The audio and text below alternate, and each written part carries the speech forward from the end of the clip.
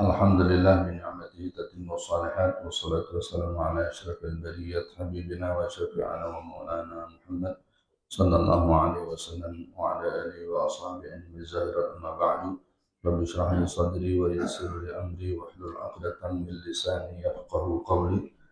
Saddid lisani wa hadi qalbi bi haqqi sayyidina Muhammad sallallahu alaihi wasallam. Hadirin jamaah yang dirahmati Allah Subhanahu wa taala, pertama-tama tentunya kita memuji Allah Subhanahu wa taala di mana pada hari ini di bulan yang agung, bulan Rajab, kita disempatkan oleh Allah, disihatkan oleh Allah Subhanahu wa taala bisa melaksanakan ibadah salat Jumat, salat subuh berjamaah. Dan setelah itu kita sempatkan beriktikaf di masjid menunggu terbitnya matahari, niatnya untuk memanfaatkan waktu di majelis ilmu, dan semoga kita ini termasuk orang yang didoakan atau masuk dalam area doa Nabi Shallallahu Alaihi Wasallam. Allahumma barikul ummati fi bukuriha, ya Allah berkahi umatku di dalam keberpagiannya. Makanya dikatakan makruh tidur setelah sholat subuh karena ada doa Nabi yang terlewatkan, yaitu apa? Doa keberkahan. Maka ulama, keberkahan ini sifatnya adalah untuk duniawi, untuk kesehatan, untuk rezeki. Makanya ketika Sayyidah Fatimah radhiyallahu anha wa alaihi salam, ketika tadi malamnya tahajud, habis sholat subuh rada ngantuk. Lalu Nabi Shallallahu Alaihi Wasallam kata, bangun, jangan tidur. Tuh lihat malaikat lagi yuqasim, lagi membagi-bagi jatah rezeki, kota rezeki yang diberkahi oleh Allah Subhanahu Wa Taala. Maka alhamdulillah hanya orang-orang pilihan saja yang bisa memanfaatkan waktu pada hari Ahad, pada hari libur ke masjid, sholat berjamaah dan tenang sampai terbit matahari. Alhamdulillah. Salawat dan salam terlalu kita ucap kepada Nabi Muhammad SAW dan ucapan Allahumma shalli wa sallim ala Sayyidina Muhammad. Mohon maaf ini saya di atas, nggak biasa juga tinggi. Para asatidz, para hujat, bapak-bapak, ibu-ibu, para orang tua yang saya muliakan, mudah-mudahan saya tidak termasuk sul adat yang telah hadir sekalian. Baik, kita sudah berada di pekan ketiga pada bulan Rajab. Bulan Rajab sama-sama kita tahu bulannya diagungkan oleh Allah Subhanahu wa taala. Bahkan dikatakan Nabi Shallallahu Alaihi Wasallam begitu saja masuk bulan Rajab, beliau angkat tangan. Allahumma barik lana fi Rajab wa Sya'ban wa ballighna Ramadan. Alhamdulillah meskipun kita nggak ngapalin itu hadis, nggak ngapalin itu riwayat, sekarang udah jadi nada-nada qasidah, dan ini terbantukan untuk kita untuk menghafal secara tidak langsung. Dan bagaimana dulu orang-orang tua kita kalau setelah sholat subuh, setelah sholat maghrib itu senantiasa melantangkan bacaan la ilaha illallah wahdahu la syarikalah lahul mulku wa lahul hamdu yuhyi wa yumiitu wa huwa ala kulli syai'in qadir. Sehingga tanpa kita belajar pun kalimat itu sudah hafal. Kenapa? Orang-orang tua dulu mengamalkannya di masjid-masjid setelah selesai maghrib ataupun selesai sholat subuh. Hadisnya itu sangat sahih atau bahkan di bawahnya itu hasan, artinya layak untuk disebarkan. Fadilahnya juga besar. Baik.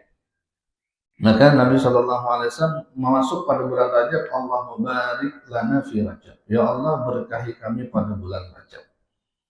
Nah, para ulama mengatakan bahwasanya berkah itu adalah ziyadatul khair, itu bertambah-tambahnya kebaikan. Jadi kalau kita terjemahkan arti daripada barik lana berkahi kami pada bulan Rajab, artinya adalah ya Allah tambah-tambahkanlah kebaikan kami pada bulan Rajab dan pada bulan Sya'ban. Ya tentunya tidak akan bertambah kebaikan kecuali kalau kita lakukan. Dan untuk melakukan sesuatu yang baik harusnya dipersiapkan di program. Isyarat dari Nabi Shallallahu Alaihi Wasallam bahwasanya masuk saja bulan Rajab kita sudah harus mempersiapkan penyambutan bulan Ramadan. Jadi apa yang ditarget nanti di bulan Ramadan dari Rajab udah dipersiapin. Jangan kayak orang kaget, lah udah Ramadan aja begitu. Udah kaget. Nah, kenapa kalau nggak ada persiapan? Kalau tidak ada persiapan, maka nanti berakibat ya seperti tahun-tahun yang lalu. Ada orang masuk bulan suci Ramadan kagak khatam Al-Quran. La haula wala quwata illa billah. Dan kagak khatamnya itu udah puluhan tahun silam. Begitu ujung Ramadan, nyesel lagi, ya Allah, sampaikan kami kepada Ramadan akan datang. Lah gua ngapain? Ya, tentunya untuk memperbaiki Ramadan demi Ramadan. Maka Nabi Shallallahu Alaihi Wasallam mengisyaratkan kepada kita untuk program Ramadan awali dari sejak bulan Rajab. Dan ini singgungan keras kepada kita yang senantiasa mungkin sepanjang tahun ini kita lalai. Mungkin sepanjang tahun ini kita baca Al-Qurannya rada-rada. Jarang baca Al-Quran.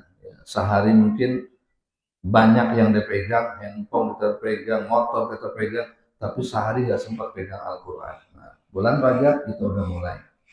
Kita kebet lagi tuh Al-Quran. Ada orang saking takzimnya sama Al-Quran, namanya di atas lemari. Saking jauh ini kagak sempat ngambil. Setahun kagak baca. Paling baca nanti surah Yasin, Tabarak, Al-Waqi'ah, apalagi yang urusan begitu-gitu datang. Urusan rezeki. Bukan kagak bagus, bagus itu, tapi hendaknya ditingkatkan. Mungkin selama ini di bulan sebelum bulan Rajab sepanjang tahun kita kurang sholat berjamaahnya, maka dengan doa tersebut berjamaahnya tambah rajin. Itu artinya persiapan menuju bulan suci Ramadan. Kalau sudah kita dari sejak bulan Rajab dan Sya'ban melatih diri untuk dekat kepada Allah dengan berbagai paket ibadah itu, nanti kita akan panen amal pada bulan suci Ramadan. Maksud panen amal apa? Kita berasa nikmat ibadah. Jadi melatih baca Quran, melatih qiyamul lail, melatih bersedekah itu sejak bulan Rajab. Nanti begitu bulan Ramadan melakukan hal ini tidak terpaksa. Tapi masuk Ramadan sudah dinikmati, insya Allah. Baik. Kemudian kita di pekan ketiga ini masuk ke pekan keempat akan menghadapi satu peristiwa sejarah spektakuler sepanjang dunia, yaitu peristiwa Isra wal Mi'raj. Maka pada kajian subuh kali ini saya ingin membacakan tafsir surah Al-Isra sebisa yang saya bisa dari karya Syekh Mutawalli Sya'rawi.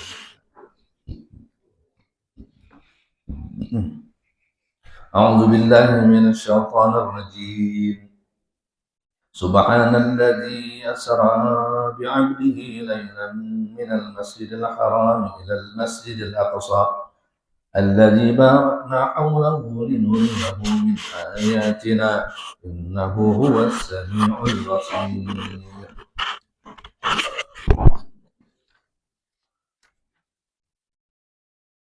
Ini kalau ada Al-Qur'annya, kalau ada rekalnya masing-masing pegang apa-apa, jadi kelihatan apa yang kita bahas. Baik. Surah Al-Isra ini adalah urutan setelah surah An-Nahl. Kaitannya dengan surah An-Nahl, kalau di surah An-Nahl itu Allah Subhanahu wa taala awal surahnya berfirman ata amrullah fala tastajilu. Akan datang program Allah, urusan Allah, perintah Allah, jangan kalian menyegerakannya untuk hadir. Jadi hal-hal yang istimewa, hal-hal yang menakjubkan, hal-hal yang lebih dahsyat, spektakuler itu bakal Allah datangkan. Kalian jangan buru-buru untuk menghadirkannya belum saat waktunya.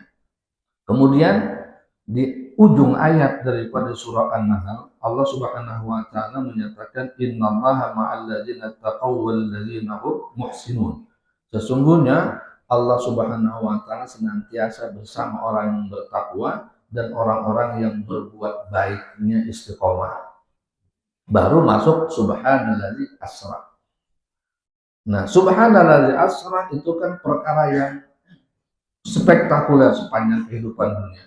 Tapi itu tidak langsung terjadi sebelum ada kronologisnya dulu. Nah, kata ulama ini ayat An-Nahl pertama, kata amrullah fala tastarjilu, sesuatu yang Allah program pasti bakal terjadi, jangan disegerakan sebelum waktunya. Ini isyarat kepada kita untuk bagian dakwah itu jangan mentang-mentang punya uang banyak, jangan mentang-mentang punya pengalaman banyak, begitu terjun ke masyarakat langsung buka majelis, langsung bikin kelompok, langsung bikin pengajian, belum kenal sama masyarakat. Artinya jangan langsung buru-buru. Kalau kata Habib Alwi, kalau kamu pulang nyantren dari mana-mana tempat itu, taruhlah kamu sudah alim, kabir, ulama besar, kalau mau dakwah di kampung kamu, jadi gembel dulu. Artinya apa? Bergaul dulu ke masyarakat. Baru nanti kita tahu kebutuhan masyarakat apa. Kalau dalam buat rumah, itu ada istilah utlubil jar qabla dar. Kalau kamu mau bikin rumah, bukan langsung bikin rumahnya, beli tanah, tapi kenali dulu tetangganya, baru bikin rumah di situ.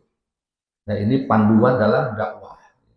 Jadi sesuatu yang kita punya, sesuatu yang kita miliki, powernya banyak, jangan langsung maksa mendatangkan kesuksesan sebelum waktunya.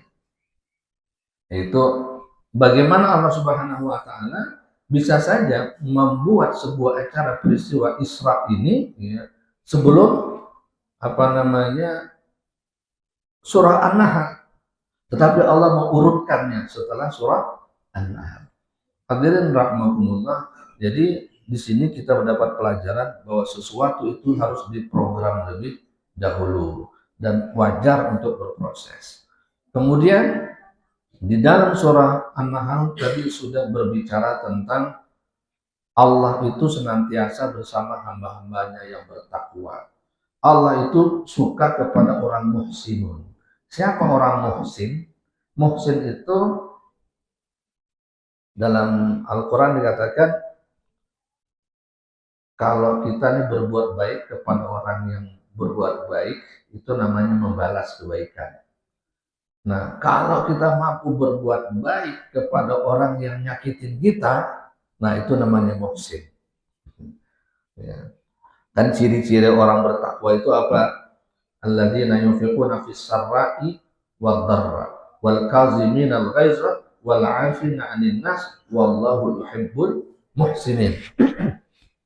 Ini biasanya ayat itu dibaca setelah selesai Idul Fitri. Untuk meraba diri kita termasuk orang bertakwa atau bukan.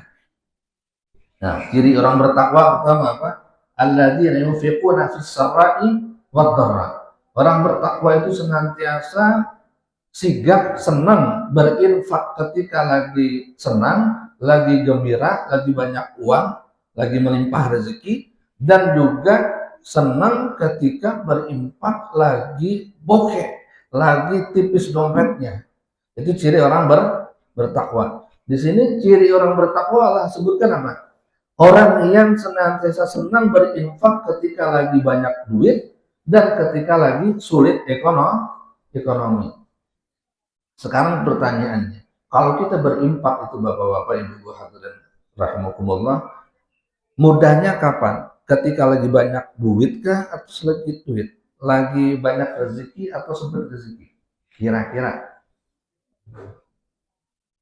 Ya, sekali lagi, ibu-ibu, ini biar nyambung komunikasi. Kalau saya ngomong doang kan, bapak-bapak, ibu-ibu nanti tahu-taunya sebelum saya terangin udah mabuk duluan. Saya mau tanya ini, kalau infak itu lebih mudah lagi banyak uang atau lagi sedikit uang, lagi banyak rezeki atau sedikit rezeki? Banyak uang ya, benar ya, benar ya. Oke. Infak itu katanya sepakat semuanya lagi banyak uang, lagi banyak rezeki. Nah sekarang saya balik tanya, kalau seandainya kita punya uang 10.000, infak 1.000, sanggup nggak? Enteng apa berat bu? Enteng. Naik. Kalau punya uang 100.000, infak 10.000, enteng apa berat? Enteng. Naik lagi, punya uang 10 juta, infak 1 juta, enteng apa berat? Hah? Kok jadi mulai beda jawaban ini? Yang satu ada enteng. Naik, punya uang 100 juta, infak 10 juta. Nah, ada enteng, ada berat, mulai mikir. Punya uang 1 miliar, infak 100 juta. Yang benar. Nah, punya uang 1 triliun, naik lagi tuh, infak 1 miliar, nggak kepikiran. Nah, itu begitu. Dan ini jujur ya, jujur. Makanya orang mukmin itu ketika uang banyak sama uang sedikit sama aja. Kan uang 10.000, infak 1.000, 10%. Infak 10 juta, uangnya 100 juta. Nah, kalau infak 10.000 sanggup ketika uang punya 10.000, kenapa begitu uang di depositonya 10 juta nggak berani infak 1 juta? Berarti kemukminannya itu tidak sekuat ketika lagi miskin. Maka pantas aja kita miskin aja terus. Kenapa? Nggak bisa jadi orang kaya. Kenapa? Ini orang nih, hamba Allah kan tahu. Wah, dia mah lagi infak lagi susah banget. Kalau udah kaya, roman-romannya mikir, ini yang jadi susah aja, biar infaknya terusan. Mikir. Itu ciri orang mukmin tuh. Senang infak, baik dalam keadaan senang maupun dalam keadaan susah. Ada lagi orang kalau dimintain bantuan, itu bilangnya apa? Wah, gua mulu yang dimintain, gua diwiridin kali ini mah. Apa-apa ke gua. Nah, padahal itu dipilih oleh Allah Subhanahu wa ta'ala. Kata Nabi SAW, ada orang yang ikhtassahum bi hawaijin nas, yang Allah pilih dia untuk meluluskan, memenuhi kebutuhan orang-orang. Apabila dia masih menggunakan nikmat itu untuk menolong orang lain, maka nikmat fasilitas yang ada pada dirinya itu Allah tetap lanjutkan untuknya. Tapi ketika nikmat itu tidak lagi diberikan, disalurkan, maka Allah akan cabut dan akan berikan kepada orang lain yang mampu menjalankan tugas tersebut. Kemudian apa lagi ciri orang bertakwa itu? Nufiqun nafis wa kaziminal ghaiz, mampu menahan emosi, marah. Jadi ditahan. Dia marah tapi ucapannya ditahan. Karena orang kalau sudah marah itu dikuasai oleh setan. Nah, ketika dia melampiaskan, maka saat itu oleh setan menjadi komando untuknya. Yang selanjutnya ciri orang bertakwa, wal kaziminal ghaiz wal 'afina 'anil nas, pandai memaafkan orang lain. Memaafkan orang lain. Kemudian apa? Wallahu yuhibbul muhsinin. Allah suka kepada orang yang berbuat baik, muhsin. Siapa orang muhsin itu? Dia tidak saja memberi maaf kepada orang lain, tidak saja pandai menahan marah dan melontarkan kecacian makian, tapi mampu berbuat baik kepada orang yang berbuat jahat kepada dia.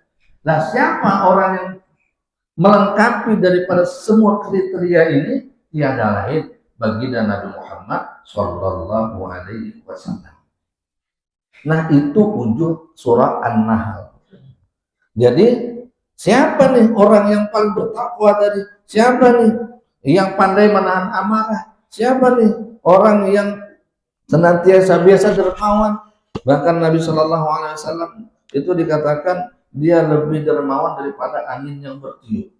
Ya, tiada lain yakni baginda Sallallahu Alaihi Wasallam. Nah, orang inilah yang akan diisrakan oleh Allah Subhanahu wa Ta'ala.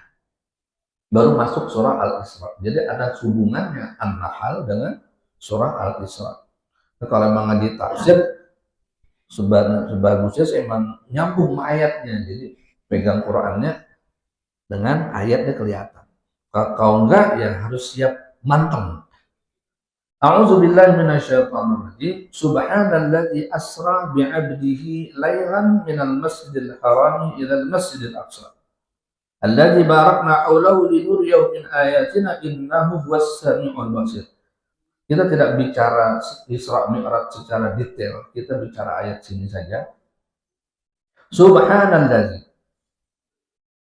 Maha suci zat yang asra menjalankan bi'abdihi terhadap hambanya lailan pada malam, sebagian malam, minal masjidil haram, dari masjidil haram ilal masjidil aqsa, kepada masjidil aqsa alladzi barakna haulahu, yang kami berkahi di sekitarnya, linuriyahu min ayatina, untuk kami menampakkan kepadanya tanda-tanda kuasa kami, innahu huwas samiul basir, sesungguhnya dia maha mendengar dan melihat.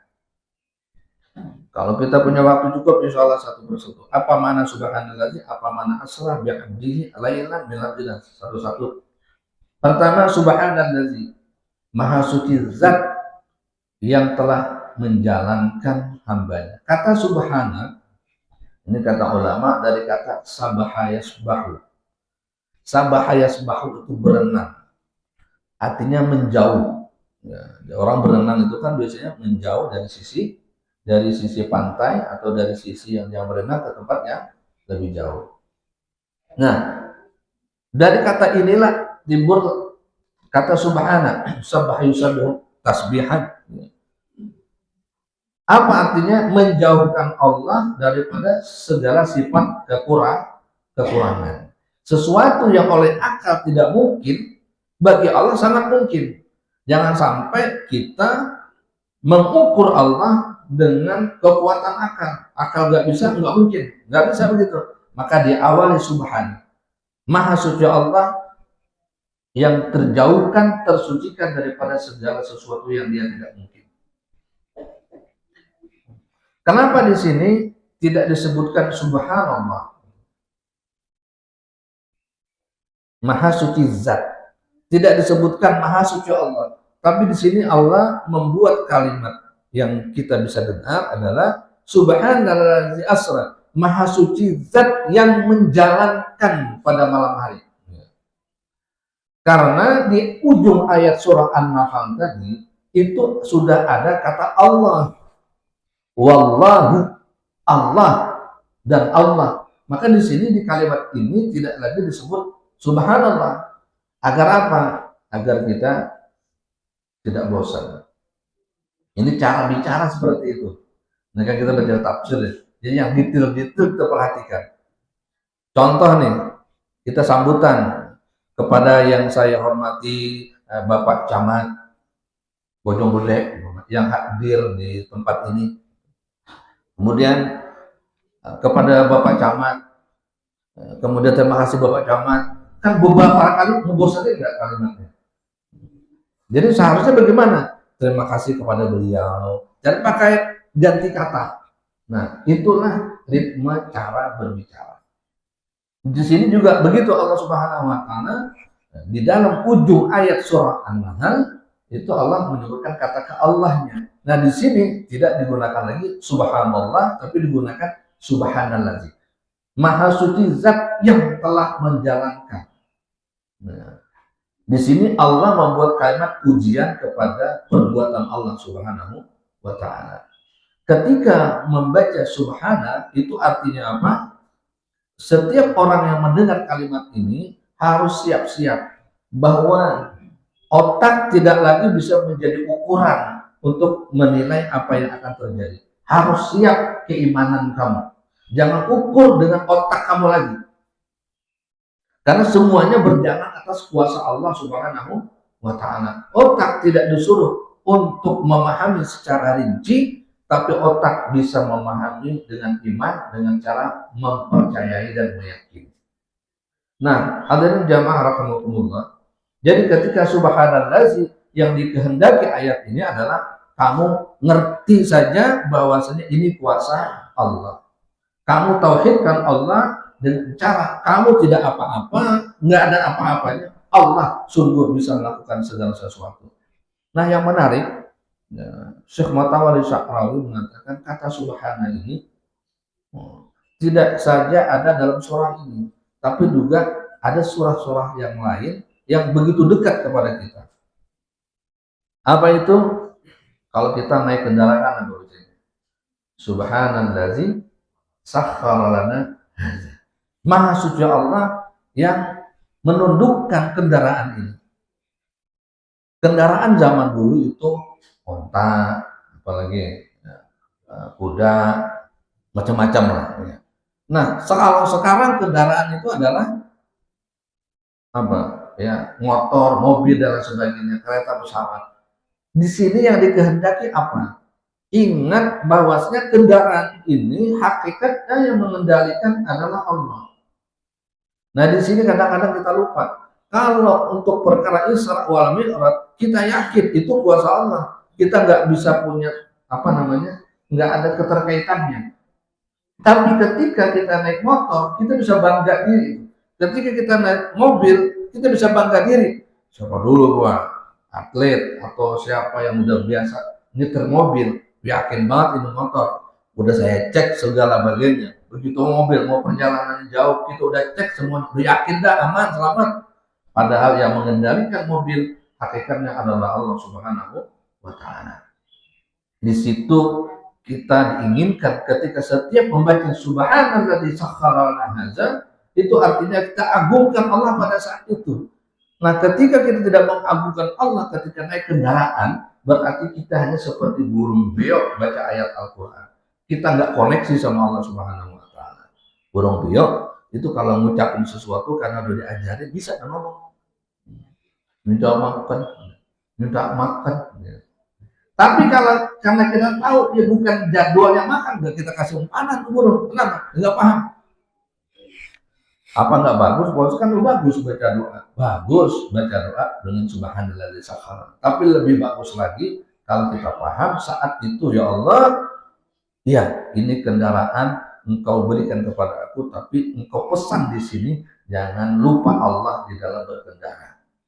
Itu subhanalladzi sakhkhara lana. Maha suci Allah yang menentukan ini. Sebagaimana Nabi SAW dijalankan oleh Allah dari Masjidil Haram kepada Masjidil Aqsa, keyakinan kita seperti itu. Sama juga ketika kita naik motor, kendaraan, yakin Allah yang bantuin kita selamat. Nah, itu pesannya. Kemudian kata subhanallah ini adalah wiridannya para malaikat. Orang yang memperbanyak subhanallah itu dicintai oleh Allah Subhanahu wa Ta'ala, hidupnya ringan. Dikatakan aras itu dipanggul oleh para malaikat. Apa yang membuat malaikat bisa menjadi ringan? Aras itu ya, karena sering baca subhanallah. Itu kalau nggak baca subhanallah, keberatan itu aras ya. Jatuh nimpa Amerika, mati orang Amerika. Yang ngambil negara orang ya. Nah, maka orang yang suka baca subhanallah itu hidupnya ringan. Dan orang kalau dalam kesulitan apapun banyak-banyak baca subhanallah, maka akan dikeluarkan dari kesulitannya. Sebagaimana Nabi Yunus alaihissalam itu kan beliau berada di dalam ketiga kegelapan. Gelapnya malam, gelapnya laut, dan gelapnya perut ikan. Nah, ini kalau dalam aplikasi hidup relate kita nih, gelap itu kan, lu kok kamu murung banget mukanya ini, gelap banget mana muka? Iya, gua nih kontrakan belum bayar, udah bocah mau sekolah, pusing gua, gelap gua. Nah, itu gelap terus itu. Dia punya kesulitan hidup, nggak tahu jalannya keluarnya kemana. Nah, itu gelap juga. Nah, Nabi Yunus alaihissalam lebih gelap dari itu. Dimakan ikan, ya, di perut ikan, ya. Kemudian di gelapnya lautan, di malam hari. Tapi Nabi Yunus senantiasa baca la ilaha illa anta subhanaka inni kuntu minadz dzalimin. Dibaca terus. Maka malaikat langit ini tahu ini kalimat dari bumi. Nah, tapi nggak ketahuan dari mana dalam perut ikan, tapi naik terus untuk amalan. Maka dicari ternyata dalam perut ikan. Dan Allah Subhanahu wa Ta'ala dengan melihat kesungguhan Nabi Yunus alaihissalam membaca tasbih itu, apa Allah katakan? laula minal musabbihin, kalau dia bukan termasuk ahli tasbih, la labisa fi batni ila yaumidin aw kama qala iktibasan bil ayat. Kalau seandainya Nabi Yunus bukan ahli baca tasbih, niscaya dia akan sampai hari kiamat, hari berbangkit dalam perut ikan. Artinya apa? Sesulit apapun masalah kita di dunia ini, kalau kita sering baca tasbih 100, 200, 300, 1000, ya, diperbanyak sesuka kita, maka segala kesulitan kita Allah akan terangkan, Allah akan ringankan. Jadi kalau seandainya kita mengalami kesulitan hidup, dipastikan pasti jarang tasbih. Nah segitu, pasti jarang tasbih. Dan itu terbukti ketika ada seorang sahabat datang kepada Nabi Shallallahu Alaihi Wasallam. Pada saat itu dia datang kepada Rasulullah, atau dibilang, ya Rasulullah, adbaratid dunia. Dunia sedang membelakangi saya. Dunia sedang membelakangi saya. Kalau bahasa kita nih, saya kejar, dia lari, ya, saya diam, dia diam. Kalau kayak bayangan, saya tangkap, agak dapat.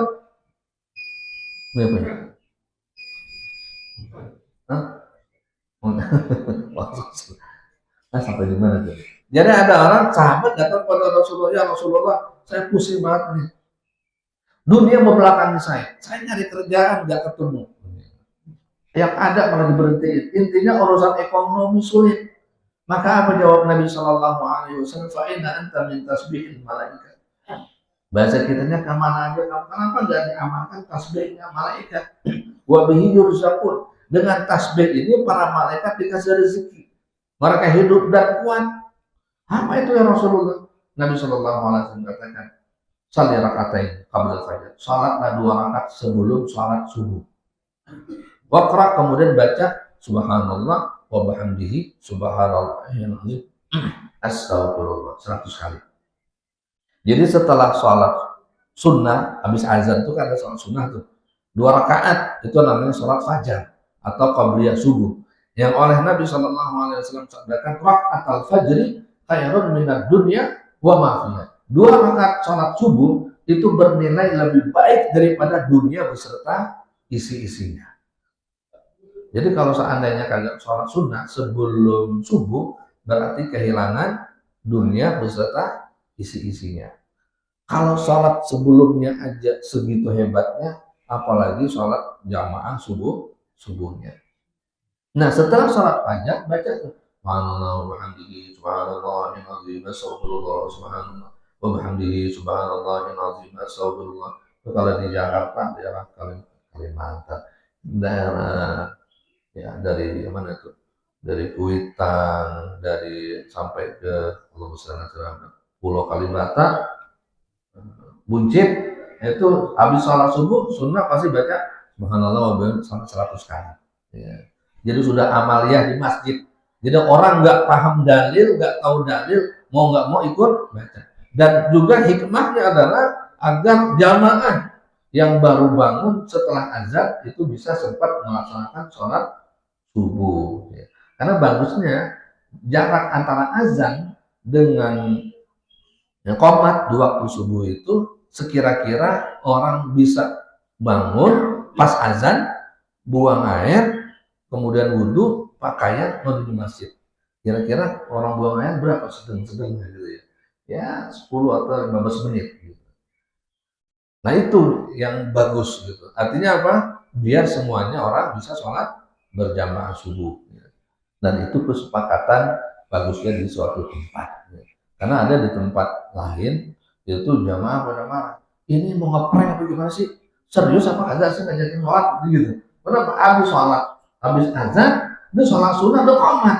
Nah, orang kan namanya macam-macam urusan, begitu dengar azan dia bangun, dia buru-buru, dia buang air dulu, dia wudhu, begitu di jalan dia qomat sampai ke masjid udah selesai. Kesel harinya. Ini serius apa kagak sih ngajakin sholat gitu. Nah, jadi makanya aturan yang Nabi Shallallahu Alaihi Wasallam buat itu bagus. Jadi sekira-kira jarak antara azan dengan iqamah itu kalau orang buang air selesai gitu. Tapi ada yang bilang untuk kamu aja bangun kesiangan kan repot kalau gitu. kita ada standar-standarnya gitu. Nah, jadi bacaan antara habis azan sama sholat subuh itu, kalau kita baca subhanallah wa bihamdi subhanallahil azim 100 kali, wah pas gitu. Kita dapat manfaat untuk urusan rezeki kagak sulit ya. Dan juga dapat memudahkan untuk orang sholat berjamaah. Hadirin rahimakumullah. Jadi sahabat tadi begitu setelah diajarkan kalimat subhanallah wa bihamdi subhanallahil azim astagfirullah 100 kali, kalau di pondok anak-anak diwajibkan itu baca itu ya. Maka kemudian datang ini orang setelah sekian lama, mungkin sebulan 2 bulan, datang kepada Rasulullah. Katanya, ya Rasulullah, sekarang tangan saya penuh dunia. Artinya urusan dunia kagak kepegang banyak. Artinya manjur itu amalan. Jadi kalau kita mengalami kesulitan ekonomi, amalkan ini tasbihnya para malaikat yang diajarkan oleh Rasulullah SAW. Kalau dalam kitab Mawahibul Laddunya, itu dalam kitabnya itu judulnya Daul Faqr, obat miskin. Obat miskin. Itu amalan dari Rasulullah SAW. Nah, kalimat subhana. Ini baru subhana ya. Subhanallazi. Jadi kalimat subhanallazi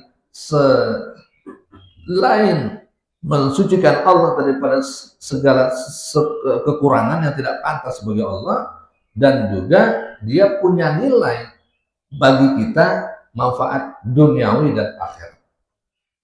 Apa? Secara duniawi memudahkan urusan rezeki kita, dan akhirat Nabi SAW dalam hadis Bukhari mengatakan kalimatani khafifatani ala lisan, 2 kalimat ringan di lisan, saqilatani fil mizan, berat di timbangan, habibatani ilar rahman, dan disukai oleh Allah Subhanahu wa taala. Ada 2 kalimat ringan di lisan, dicintai oleh Allah, memberatkan timbangan. Apa itu?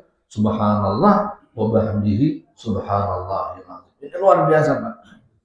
Dari pagi sampai sore, berapa banyak kata-kata yang kita keluarkan. Kalau kata dokter, kata ilmuwan itu, sehari ini orang maksimal katanya berbicara sampai 20.000 kata-kata. Apalagi ibu-ibu katanya, ngomongnya makin banyak. Sampai 20.000 kata. Jadi maksimal kita ngomong dari pagi sampai sore itu 2.000 kata, 20.000 kata yang kita bisa ucapkan. Nah, dari 20.000 kata itu, berapa banyak kalimat tasbih yang senilai ini, yang seberat ini yang pernah kita ucapkan. Jadi kalau kita nggak sempetin, kita bakal habis umur ini dengan sesuatu yang tidak manfaat. Maka kata orang bijak, ya, waktu yang berlalu kita tidak bisa kejar lagi. Dan kita juga tidak bisa berlari lebih cepat daripada waktu. Yang kita bisa lakukan adalah memanfaatkan dari sejak terbit matahari sampai terbenam untuk sesuatu yang membuat kita bahagia di dunia dan akhirat. Ini kalimat subhanallah wa bihamdi subhanallahil azim itu sangat bagus untuk diamalkan. Itu riwayatnya sahih dalam kitab Al-Bukhari. Nah, ditambahkan untuk urusan rezekinya tambah astagfirullah. Dibaca sebelum sholat subuh, setelah qobliyah atau sholat sunnah fajar. Baik, subhanallazi asra. Kemudian kata asra itu dari sara itu berjalan malam. Kalau asra menjalankan, artinya peristiwa Isra ini bukan kehendaknya Nabi, tapi kehendaknya Allah. Bi'abdihi, dengan hambanya. Kata abdun dalam kitab Rakaizul Iman disebutkan minimal 3 kriteria hamba Allah itu. Pertama, seorang ahli ibadah disebut hamba Allah, dia tidak memiliki apa yang dia miliki. Semua apa yang dia miliki adalah punya Allah Subhanahu wa taala. Nah, kalau kita punya sifat seperti itu, berarti kita abdul. Dan derajat tertinggi di hadapan Allah itu adalah kata-kata hamba. Nah, sekarang ini kita bisa nggak dalam kehidupan ini meyakini semua apa yang kita punya ini milik Allah? Dalam ucapan mungkin iya, tapi ketika di dalam praktek kita bisa lupa. Makanya Allah Subhanahu wa taala dalam tanda kutip paksa kita untuk ingat Allah di setiap ketika kita kehilangan sesuatu. Nah, sallallahu alaihi wasallam kehilangan motor, kehilangan kendaraan, kehilangan uang, kehilangan handphone, kehilangan anak meninggal, suami meninggal, istri meninggal. Itu kan kehilangan. Apa yang diperintahkan kita untuk melakukan? Inna lillahi wa inna ilaihi raji'un. Kami sesungguhnya dari milik Allah dan kembali kepada Allah. Itu untuk apa ini? Allah mengingatkan kita ini benar-benar hamba. Kalau Nabi Shallallahu Alaihi Wasallam betul-betul hamba Allah dan dia sudah mempraktekannya. Bahkan satu saat ketika lampu mati, Nabi mengucapkan istirja inna lillahi wa inna ilaihi raji'un. Kata Sayyidatuna Aisyah, apakah untuk lampu mati juga inna lillahi? Iya. Kalau kita apa? Buset. Apa? Langsung dinyalain langsung. Padahal disuruh ingat dulu. Inna lillahi wa inna ilaihi raji'un. Itu untuk membuktikan seorang hamba. Ini kan kata-kata abdun, kita kudu pretelin, ya enggak? Namanya tafsir. Agak panjang sedikit. Nah, kemudian jadi seorang hamba harus meyakini semua apa yang dia miliki bukan miliknya tapi milik tuannya, milik Allah. Dan itu oleh Allah Subhanahu wa taala mau buat dalam kehidupan ini dipraktekkan, dipaksa kita dalam syariat bila kehilangan sesuatu harus mengucapkan innalillahi wa inna ilaihi raji'un. Nah, ada cerita tentang innalillahi. Jadi ketika kita membaca innalillahi setiap barang yang hilang, pecah, buru-buru, nanti Allah bakal ganti yang lebih baik. Jadi bacanya gini, apabila kita dapat musibah baca innalillahi wa inna ilaihi raji'un, Allahumma ajurni fi musibati wa akhlif li khairan minha. Innalillahi, sesungguhnya kami milik Allah, wa inna, dan sesungguhnya kami ilaihi, kepada Allah bakal kembali. Allahumma ajurni fi musibati, ya Allah beri aku pahala di musibahku ini. Wa akhlif li khairan minha, dan gantikan yang lebih baik. Jadi ada kiai saya itu, dia ke masjid, ini bosan banget ini, sendal Batak sambil itu enggak. Kan Batak kan kuat banget ya. Kagak rusak-rusak begitu. Kalau katanya sekarang bangkrut tuh. Gak rusak-rusak. Akhirnya itu biasa kalau orang Jumatan naruhnya di tempat biasa, dia naruh sembarangan. Begitu keluar masjid benar hilang. Kata kiai apa? Alhamdulillah. Alhamdulillah. Kenapa tuh? Ya, karena kalau kagak punya sendal kan bini beli ini kan. Kalau sendal masih begitu-begitu, mau beli aja itu masih ada gitu. Innalillahi wa inna ilaihi raji'un. Ya Allah, kasih aku musibah ini. Tentunya enggak juga ya. Itu sudah sebagai candaan. Nah, kisahnya ada Ummu Salamah. Jadi ada sahabat namanya Abu Salamah.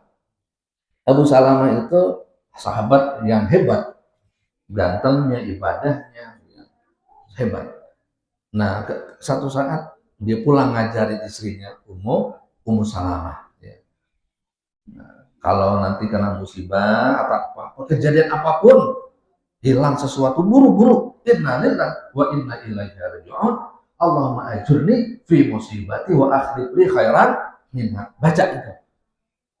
Jadi begitu bagusnya suami belajar pulang ngajarin istri. Jadi dibahas di rumah. Jadi ilmunya nggak separuh ruangan gitu. Suami doang, istri kagak. Kemudian dia kasih cerita Abu Salamah ini meninggal dunia karena perang. Nah setelah masa iddah meninggal wafat 4 bulan 10 hari. Nah ketika Abu Salamah ini meninggal, Ummu Salamah ini baca innalillahi wa inna ilaihi raji'un. Allahumma ajurni fi musibati. Ya Allah, berikan pahala pada musibahku ini. Dan mau nyambungin doa tuh kan apa? Wa akhlifli khairannya mikir. Artinya apa? Gantikan aku yang lebih baik dari suami saya, kan gitu. Itu kan mikir ini. Terus apa kagak nih doa? Tapi ini kan sunnah Nabi banyak. Dia mikir lagi, apa ada yang lebih baik daripada suami saya, Abu Salamah? Tapi karena ini ajaran Rasulullah, dibaca wa akhlifli khairan minha. Gantikan yang lebih baik darinya. Udah selesai iddah 4 bulan 10 hari, menjanda 4 bulan 10 hari. Itu kan selama 4 bulan 10 hari ini nggak boleh keluar rumah bebas. Kalau zaman dulu memang wanita sudah nggak terlalu bebas, nggak boleh dandan. Ke pasar juga kalau ada urusan pentingnya aja, kalau masih bisa ada bocah yang disuruh-suruh. Jangan belum 4 bulan 10 hari udah majelis sana, majelis sini, dandan, jalan, enggak boleh. Selesai saja iddahnya Ummu Salamah, datang lamaran. Dari siapa tahu nggak? Dari baginda Rasulullah Shallallahu Alaihi Wasallam. Wah, itu nggak ada yang lebih baik dari Abu Salamah ya kecuali Rasulullah. Udah Rasulullah maksimal, udah kabul tuh doanya. Tapi Ummu Salamah juga nggak genit-genit aman, nggak lebih gitu, ditawari apa namanya, dilamar oleh Nabi Shallallahu Alaihi Wasallam. Ummu Salamah nggak langsung terima. Apa kata Ummu Salamah, bahasa kita aja, ya Rasulullah, saya ini apa namanya banyak anak gitu ya. Saya banyak anak. Jadi takut nanti kalau saya menikah lagi kepada engkau ya, saya nggak keurusan anak saya. Atau yang kedua, saya ini wanita pencemburu. Engkau kan istrinya ada banyak. Kalau nikah nanti saya cemburu, nggak kuat saya dengan cemburu itu. Kemudian yang terakhir, saya ini sudah tua ya Rasulullah. 3 alasan. Nah, pertama apa? Banyak anak. Yang kedua, saya pencemburu, nggak siap di poligami. Yang ketiga, saya udah tua. Apa jawab Nabi Shallallahu Alaihi Wasallam? Kata Rasulullah, kalau kau banyak anak, anakmu anak saya juga. Selesai dong. Anakmu anak saya juga. Yang kedua, kalau engkau cemburu, nah ini bagian saya, akan aku doa kepada Allah Subhanahu Wa Taala agar Allah hilangkan kecemburuan yang bisa menyebabkan tidak jadi pernikahan. Katakan Rasulullah, tentang engkau tua, oke, mari kita tua bersama. Masya Allah. Akhirnya apa? Diterima oleh Ummu Salamah. Dan diceritakan bahwasanya Ummu Salamah ini radhiyallahu anha ya, menjadi penengah di antara para istri Nabi Shallallahu Alaihi Wasallam. Kan istri Nabi kan banyak, ada kecemburuan, ada blok A, blok B gitu. Ya ada kecemburuan, tapi ditengahi oleh beliau. Jadi ini manfaat doa inna lillahi wa inna ilaihi raji'un. Allahumma ajurni fi musibati wa akhlif li khairan minha. Maka ada yang Ustaz, ini handphone saya hilang. Wah, handphone saya hilang. Udah buru-buru. Inna lillahi wa inna ilaihi raji'un. Allahumma ajurni fi musibati wa akhlif li khairan minha. Bisa hafal Bapak-bapak? Ya, bismillahirrahmanirrahim. Allahumma ajurni fi musibati wa akhlif li khairan minha. Nah, insyaallah siapapun membaca doa ini ketika kena musibah langsung ya, nggak kemana-mana dulu pikirannya, langsung inna lillahi wa inna ilaihi raji'un. Allahumma ajurni fi musibati wa akhlif li khairan minha. Maka nanti Allah bakal gantikan yang lebih baik dari yang hilang. Kenapa? Karena dia istirja, dia ingat dia milik Allah, dikembalikan kepada Allah. Yang saya minta yang lebih baik lagi kalau diambil. Itu jadi tenang tuh keadaan kita. Kalau kita merasa semuanya milik Allah. Tapi kalau kita sudah merasa milik kita, begitu kena musibah langsung nangisnya kelupaan Allah Subhanahu Wa Taala. Itu yang disebut bukan hamba sepenuhnya. Jadi abdud, hamba yang Allah angkat derajatnya diisrakan itu sifatnya seperti ini nih, yang senantiasa merasa dimiliki oleh Allah Subhanahu wa Ta'ala. Kemudian sifat hamba itu adalah dia tidak berani melakukan janji sesuatu sebelum dapat restu Tuannya. Itu abdul. Sekali lagi, yang namanya hamba Allah itu tidak berani melakukan janji sesuatu sebelum mendapat restu Tuannya. Kan gitu. Kalau budak sama tuannya kan begitu. Nah, kita disyariatkan oleh Allah Subhanahu wa Ta'ala, kalau mau berjanji harus ucapkan insya Allah. Itu maknanya apa? Untuk memperkuat nilai penghambaan kita kepada Allah Subhanahu wa Ta'ala. Di dalam surah Al-Kahfi itu diceritakan bahwasanya sebelum diajarkan, dianjurkan untuk mengucapkan insya Allah, Nabi Shallallahu Alaihi Wasallam itu begitu ditanya tentang berita Ashabul Kahfi, tentang Zulkarnain, maka Nabi Shallallahu Alaihi Wasallam bilang besok. Ternyata Nabi itu menunggu besok itu turunnya firman Allah. Tapi karena Nabi tidak mengucapkan insya Allah, karena memang belum diajarkan, maka tertunda 15 hari ayat itu turun. Maka kata ulama, kalau seandainya kita berjanji mengucapkan insya Allah, itu insya Allah bakal terlaksana. Tapi kalau kita berjanji untuk melakukan sesuatu tanpa mengkaitkan insya Allah, meskipun janji biasanya telat ataupun hampir gagal, nggak sempurna. Tetapi jangan sampai kata-kata insya Allah yang sudah sebegitu mulianya, bentuk penghambaan kepada Allah, praktek aplikasi yang dilakukan oleh seorang hamba, dikhianati oleh kita sendiri. Bagaimana itu? Ketika besok datangnya kita bilang nggak mau, tapi ucapannya insya Allah. Itu namanya mendiskreditkan, menjelekkan kata insya Allah yang mulia ini. Sehingga sekarang nih, kalau saya, Pak Ustadz nanti hadirnya insya Allah, jangan insya Allah Pak Ustadz. Lo kenapa sih? Jangan insya Allah. Biasanya kalau insya Allah nggak hadir, gitu.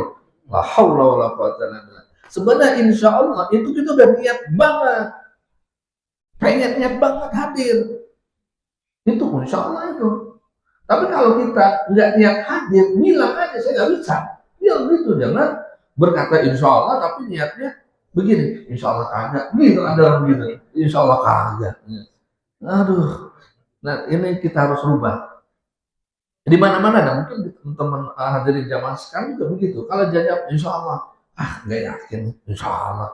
Padahal itu harusnya bertambah ya, yakin. Siapa yang bikin begitu? Ya kita juga. Agama yang mulia menjadi rendah nilainya di mata kita sendiri. Nah, kenapa? Nggak ngerti pembuktian kata abdul itu ternyata ada kata insya Allah. Karena seorang hamba itu harus meyakini sesuatu. Satu, apa yang dia miliki bukan milik dia tapi milik Allah. Yang kedua, karena dia milik Allah, kalau mau janji sesuatu pasti minta izin dulu sama yang punya. Aplikasi dalam kehidupan, maka kita selalu mengucapkan insya Allah untuk hal-hal yang akan datang. Kemudian lailan. Ini sampai jam berapa sih nih? Takut kelamaan? Sudah cukup ya? Ya cukup ya. Ini belum selesai Pak ya. Ini kalau tafsir begitu, satu kata atau kata.